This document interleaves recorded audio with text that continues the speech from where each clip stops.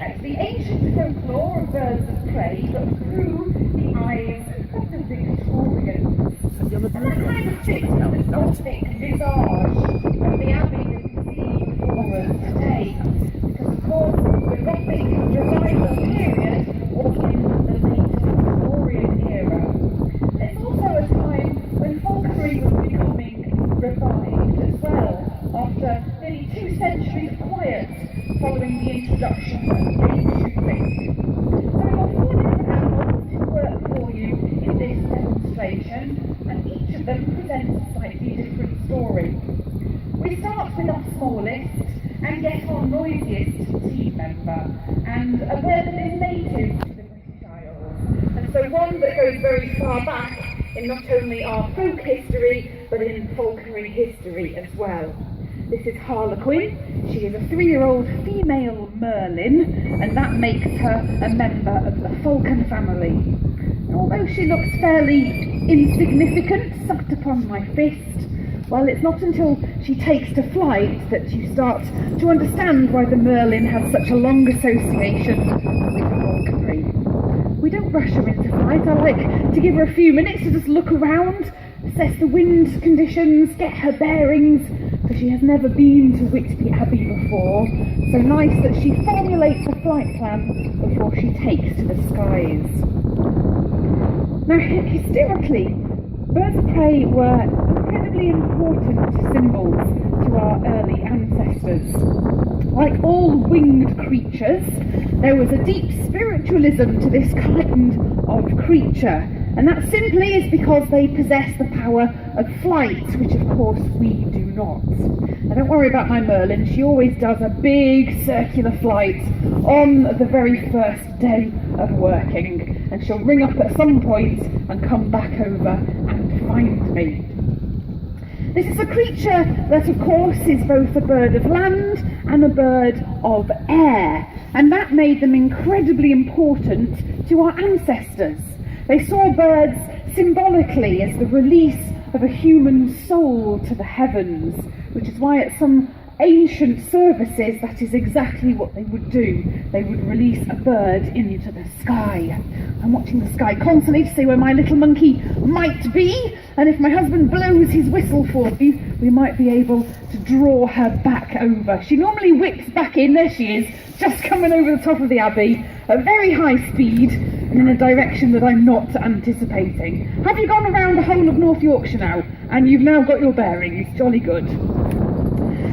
Now when you see a very fast-flighted bird like this on the wing, you can start to understand man's fascination with them, particularly through the vehicle of falconry, because this sport makes it appear as though we are controlling nature, and that's one of the luxuries that falconry has given us through time. She's whipping around a lot today, aren't you?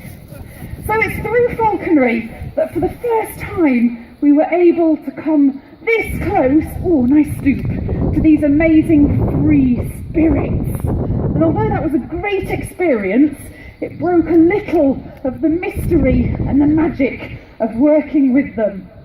Now, being a member of the falcon family, this is a bird that was extremely popular. You're doing lots of nice verticals, my dear, and in doing so, you're making me very dizzy. So let's see if we can't encourage her to drift off just a little and give me half a chance of getting this lure out of your way.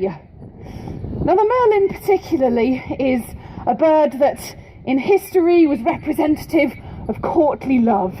In the Middle Ages it was the ultimate symbol of romance and of chivalry, because this classically was a ladies' hunting bird, being like a miniature version of a peregrine falcon.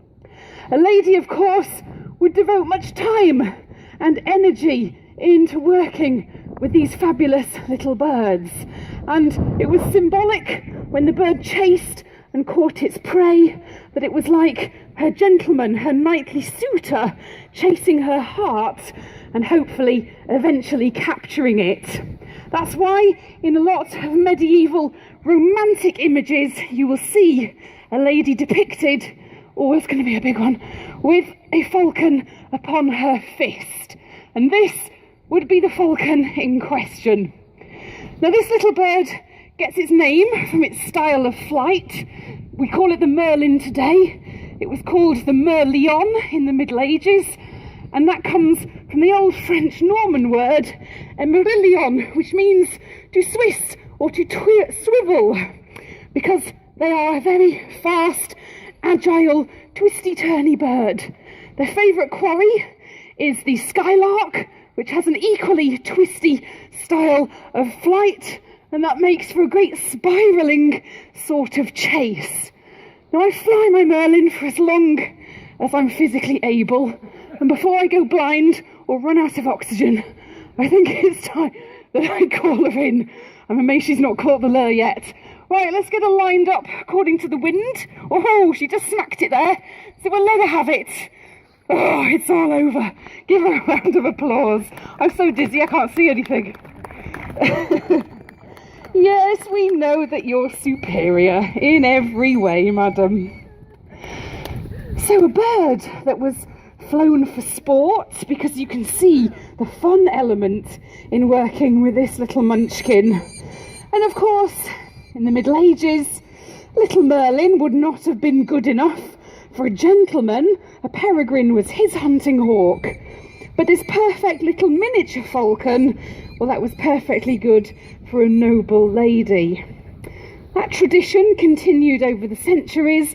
The Merlin remained a lady's hawk up until the death of falconry in Britain, which was roughly the mid-1700s.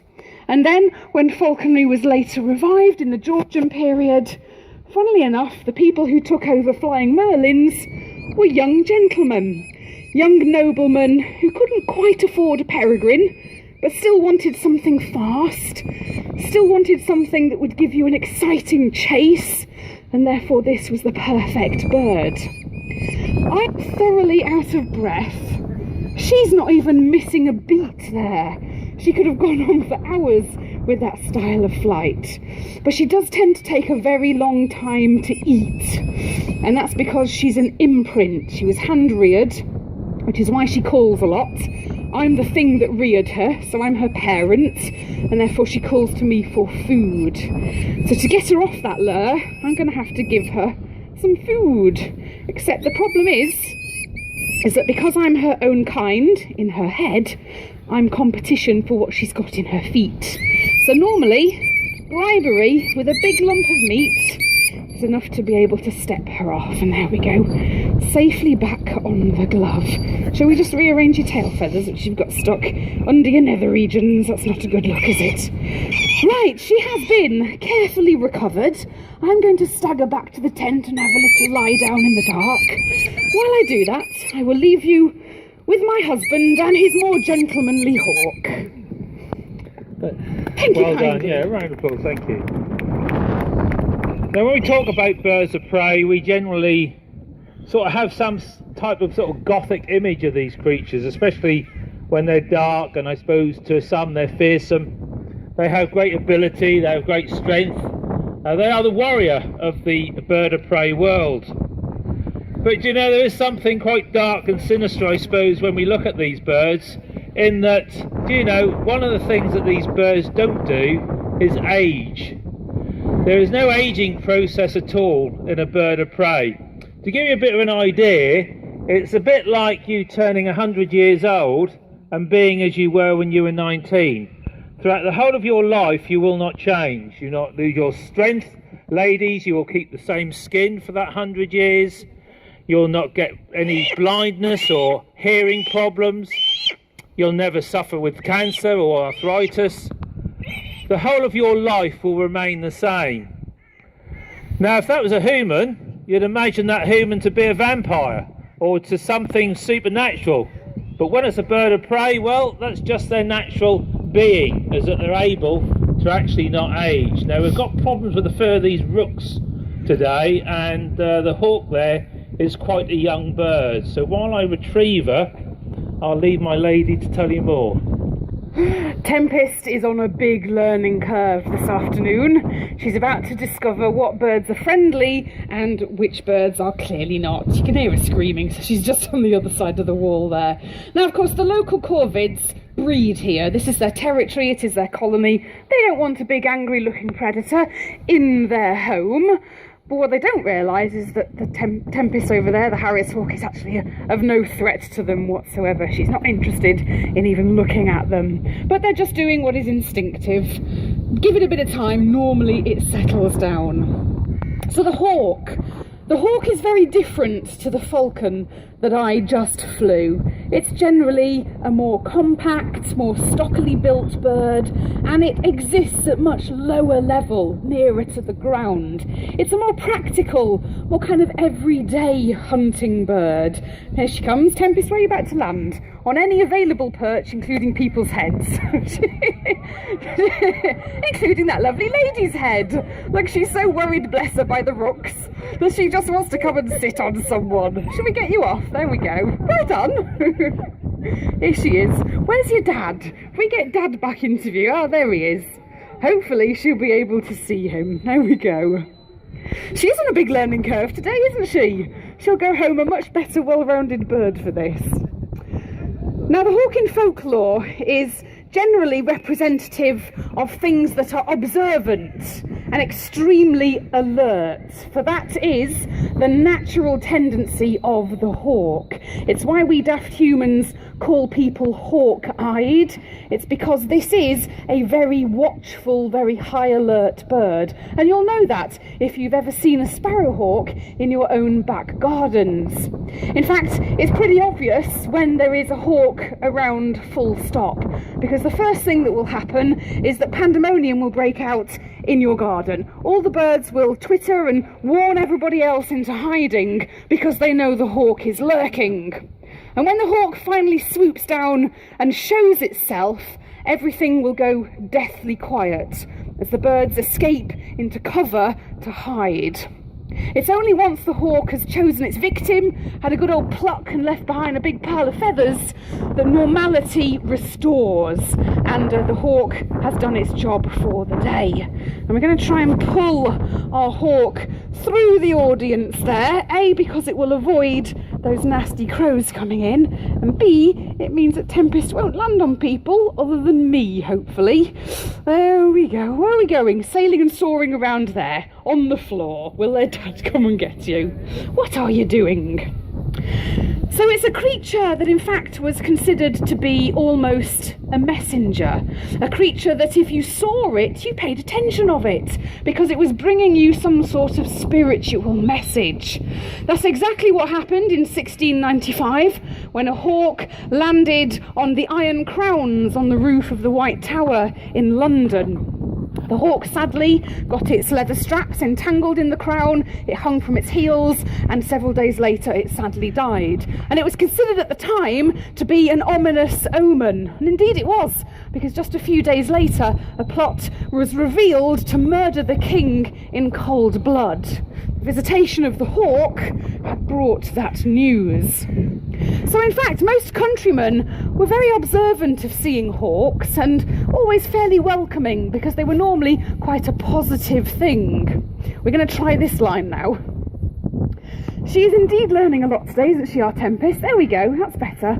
No, she's drifting around, not coming to Mum at all. She'd rather go sit over there in the wall. She's not going to fly to me, dear, is she, today? She's got her own plan. Now, Tempest here is representative of an American species called the Harris hawk, or the bay-winged hawk. They've only really been a falconry bird since the 1920s. Prior to that, they were not even recognised as being suitable for falconry use. But in actual fact, they've proven to be quite an asset to the falconry world, because not only are they big and powerful and really good hunters if you want to catch food for the table, but they're slightly gregarious in their temperament, which means that they're partially sociable. And that is why, even though she's only 6 months old, she's very happy to fly amongst you and even land on the odd one of you. What are you pointing at? Bella, talk to me, I have ears, you know. Good heavens. Right, it's very difficult to do sign language when you're actually in full flow of something. Now we're going to try and use our young hawk to show you her prowess in the field. She's okay at flying, she's getting fitter, she's getting stronger, but To enhance that rapidly, we also can teach her to hunt, and that's what we're going to show you next. So Mike is going to stay, hopefully with Hawk, on a hill, and meanwhile we shall prepare the field down below. For my hunt, I need a brave assistant to come out and give me a hand. Someone who is small, smaller than you I'm afraid, someone who is fast, and someone who is very courageous. So who shall we have? There is only that young man's arm up in the air, but you'll do perfectly for this task. Come and join me. Come through the barrier there. Look, you're getting a clap and you've not even done anything yet. So how wrong could this go? What's your name? Josh. Put your thingy inside your coat, Josh, so it's not swinging about. Because believe you me, that will help with our task. Perfect. Now follow me over here, Josh. At the other end of this bit of string, under that cloth, we have a pheasant, a pretend pheasant called Percival, and we're going to get our Hawk to chase it. You're going to be at the front of this bit of string, holding the handle and running so that the pheasant is moving behind you. So what you do when I shout go is you run as fast as you can, going in that direction towards the corner of the arena. And from up there, Tempest will fly down and chase it. When she hits the pheasant, you'll feel a tug, and all I want you to do is stop running straight away, and I'll come and get you. Are you good with that? You had to stop and think about that first, didn't you? Are you sure? Right. Turn around and face the direction you're going to run, and hold the stick behind your back so you don't trip over. Perfect. Now, when this young man begins his sprint, and hopefully the Hawk will chase it, let us give him a clap and a cheer when he begins running, and we'll see how far he manages to get. Are you ready? Go! Run, run, run! The Hawk is straight into pursuit. Look at that, firing in, and bang, she's got you. Perfectly done. Give him a round of applause. Well done, young man. That was perfect. Drop the stick on the floor. We'll leave Tempest to eat her pheasant. Come round and over to me. You'll see that Tempest isn't even looking at you. Because it is customary, she says. Go and run quick and get it out of the tent for me, would you? My egg. I've left it in there. Thank you very much.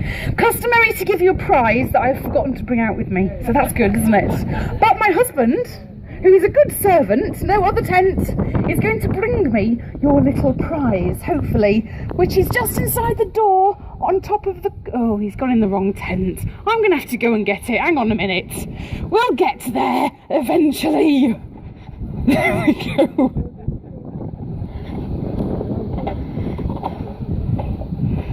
Here we go. Now, it is a curious gift to give you, but I think you'll do well with it. It's your own freshly laid hawk egg, which any Victorian boy would be happy to receive. It comes with a name, it's called Kinder. And if you spend 30 days sitting on it, I think something will hatch. So good luck with that.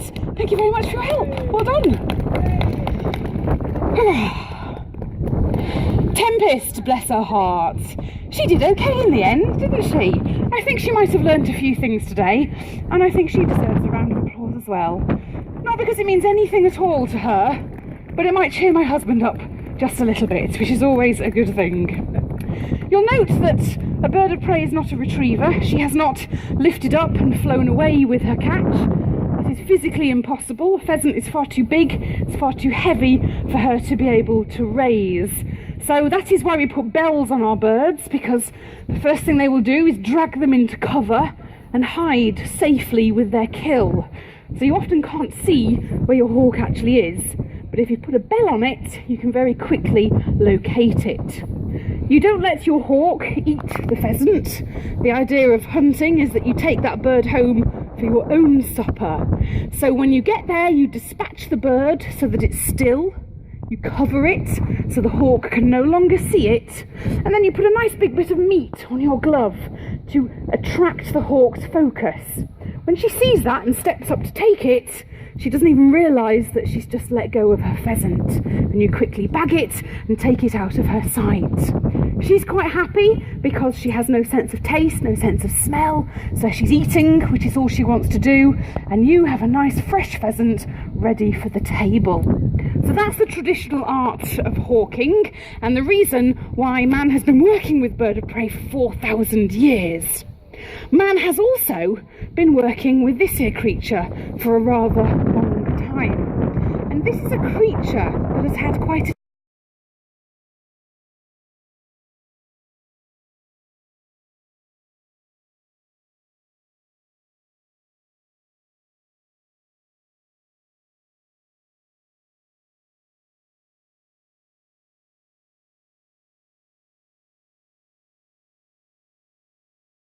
this afternoon. I saw one of his own kind streaking across the sky first thing this morning, a big female, a wild resident of the coastline here, so we know that we have them right in Whitby.